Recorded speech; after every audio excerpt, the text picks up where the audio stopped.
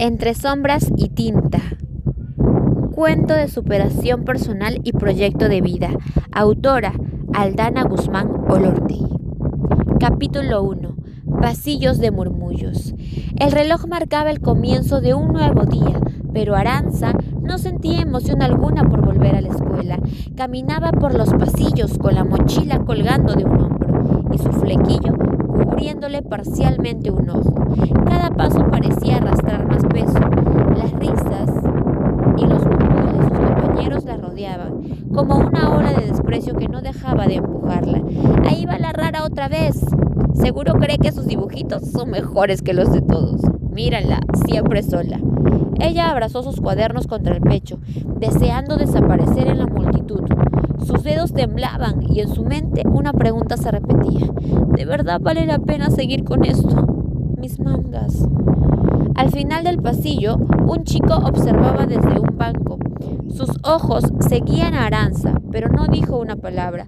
Algo en su mirada hizo que Aranza se sintiera incómoda, pero también un poco menos sola. Capítulo 2. Clase de arte y la tarea desaparecida. La clase de arte comenzó con el sonido de las hojas moviéndose y las voces susurrando. El profesor pidió los proyectos finales y Aranza comenzó a buscar su cuaderno, pero no lo encontraba. Su pulso aceleró y por un momento el mundo pareció detenerse. ¿Dónde está?, murmuró con voz temblorosa. El murmullo en la clase aumentó. Seguro se le perdió otra vez. Siempre sola. ¡Qué inútil! Finalmente la verdad se hizo evidente. Alguien le había escondido el cuaderno. La frustración comenzó a subir por su pecho como una marea de rabia y tristeza. Sus mangas, su pasión, parecían ser solo motivo de burla. Pensó por un segundo, ¿de verdad estoy hecha para esto? El chico del banco la miraba en silencio, pero sus ojos no la juzgaban. A pesar de la presión que sentía, su presencia le ofreció una extraña calma. Capítulo 3. La caída y la enfermería. El recreo transcurrió con la misma indiferencia de siempre. Mientras caminaba por el patio, Aranza tropezó con un escalón y cayó al suelo, raspándose la rodilla. Las risas se desataron a su alrededor. ¡Ay, qué torpe! Siempre se tropieza. Aranza se levantó rápidamente sintiendo el ardor en su rodilla y el peso de todas las miradas sobre ella. Pero, antes de que pudiera desaparecer entre las sombras de su vergüenza, el chico del banco se acercó rápidamente. «Ignóralos», dijo con firmeza, levantándola del suelo. «No valen la pena». «¿Te lastimaste mucho?», preguntó preocupado. «Solo un poco». «¿Cómo te llamas?».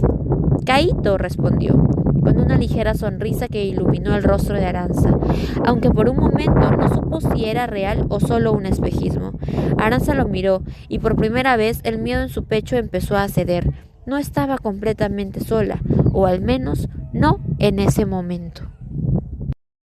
Capítulo 4. Las burlas de Marina y la defensa de Caíto.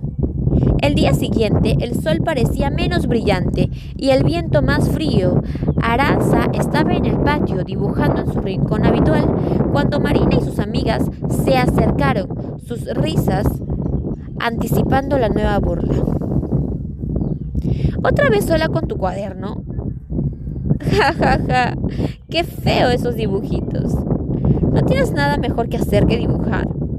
La angustia se apoderó de Aranza, pero antes de que pudiera abrir la boca, Caíto apareció de nuevo, colocándose entre ellas y Aranza. «¡Ya basta!», ordenó su tono firme y decidido. «Déjenla en paz». Marina, con cara de desdén, murmuró «¡Tonto!» y se alejó junto con sus amigas. Aranza, sorprendida y algo confundida, susurró «Gracias». Caíto sonrió sin decir nada, solo levantando su hombro como si todo estuviera bien. Aranza se quedó mirando sus espaldas, una sensación nueva creciendo en su interior. Quizás no todo estaba perdido. Capítulo 5. Primer enfrentamiento en la biblioteca. Poco después, cerca de la biblioteca, Aranza fue empujada sin previo aviso por uno de los chicos de la clase. Sus dibujos cayeron al suelo, desparramándose por la superficie fría. «¡Mira a la torpe!», rió uno de ellos. «Siempre se tropieza», murmuró otro. El eco de las risas resonó en sus oídos mientras ella se agachaba para recoger los dibujos. El miedo volvió a apoderarse de su cuerpo, pero algo se encendió en su interior. «¡No me empujes!», dijo con voz temblorosa, pero al instante más firme. «¡Déjenme en paz!». Las risas se detuvieron, pero el miedo seguía allí, como una sombra. Sin embargo, Kaito apareció nuevamente. Sin una palabra comenzó a recoger los dibujos que habían caído al suelo. «Ignóralos, Aranza», le dijo sin mirarla directamente a los ojos. «No vale la pena que te hagan daño». Aranza, sin saber qué responder, le sonrió tímidamente. Por primera vez en mucho tiempo, alguien había intervenido por ella sin esperar nada a cambio. Capítulo 6. Malentendido y alejamiento. Al día siguiente, Kaito se acercó al cuaderno de Aranza mientras ella no lo miraba. Algo en su comportamiento la hizo pensar que se estaba burlando de ella, como todos los demás. «¡Tú también te burlas de mí!», gritó, girándose hacia él, el dolor y la rabia mezclándose en su voz. «¡No quiero verte!». Kaito intentó explicarse, pero ella ya había dado la vuelta. «Déjame», dijo alejándose sin mirar atrás. Durante los siguientes días, Aranza evitó a Kaito. Él, sin presionarla, la ayudaba desde lejos, asegurándose de que nadie la molestara, pero Aranza sentía la distancia como una punzada. Capítulo 7. Desesperanza y sueños truncados.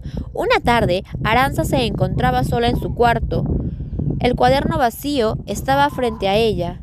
Sus lágrimas caían sobre las páginas mientras su corazón se llenaba de tristeza.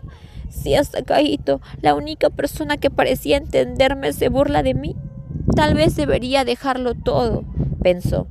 El sueño de ser una artista, de crear mangas, parecía desvanecerse como una ilusión lejana. Se sintió atrapada, incapaz de seguir adelante. Capítulo 8. Kaito encuentra la tarea y la chispa vuelve. Días después, en la clase de arte, Aranza mantenía la mirada baja mientras los demás entregaban sus trabajos. Sentía un nudo en la garganta, como si cada minuto confirmara que su sueño no valía nada. Entonces, la puerta del aula se abrió. Kaito entró, despeinado, con el uniforme un poco arrugado y con un cuaderno en la mano. «Profesor, creo que esto es de Aranza», dijo ligeramente agitado. «Lo encontré escondido detrás de los casilleros». El profesor tomó el cuaderno, lo abrió y sus ojos brillaron. «¡Aranza! ¡Esto es increíble!». «¿Eh?». Ella apenas podía creerlo. «Tienes talento, mucho. Tus viñetas expresan emoción, ritmo, narrativa. Deberías trabajar en un proyecto serio. ¿Ya pensaste en la escuela de manga que mencionaste una vez?». Aranza sintió cómo el corazón le latía cada vez más fuerte, que casi podía escucharlo. Miró a Kaito, quien simplemente le dedicó una sonrisa pequeña, humilde y casi tímida. Ella tomó el cuaderno con manos temblorosas. La gratitud, la sorpresa y un rayo de esperanza la atravesaron como una luz cálida después de tantos días grises. Por primera vez en mucho tiempo, creyó que tal vez sí tenía un futuro. Capítulo 9. Perdón, lecciones y reconciliación. En ese mismo día, cuando todos salían al recreo, Aranza se acercó a Kaito. Su voz era suave pero sincera. «Kaito, lo siento». Él la miró confundido. «¿Por qué?». Pensé que te estabas burlando de mí. Me sentía tan mal que cualquier cosa me hacía dudar de todos». Kaito bajó la mirada por un segundo, como pensando en algo triste. «No pasa nada, Aranza», sonrió. «A veces uno se protege tanto que hiere sin querer, pero sigues siendo tú y eso está bien».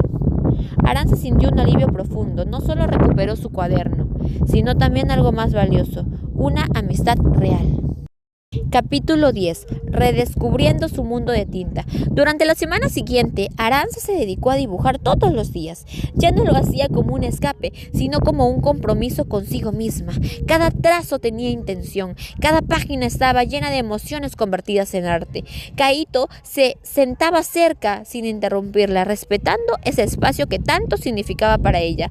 A veces le llevaba lápices, otras veces simplemente la escuchaba hablar de ideas, personajes y mundos imaginarios. Ya no había duda, dibujar no era un pasatiempo, era su proyecto de vida. Capítulo 11. Examen de selección. Llegó el día del examen para la escuela de manga. Aranza temblaba al inicio, pero cuando abrió su estuche y vio sus lápices, sintió como si su corazón se alineara con el propósito que siempre había tenido. Recordó todas las burlas, recordó todas las veces que quiso rendirse y recordó la voz de Caíto diciéndole: «Sigue con tus dibujos, ellos no entienden lo que haces». Ese pensamiento fue suficiente. Dibujó como nunca antes, con fuerza, con verdad, con valentía.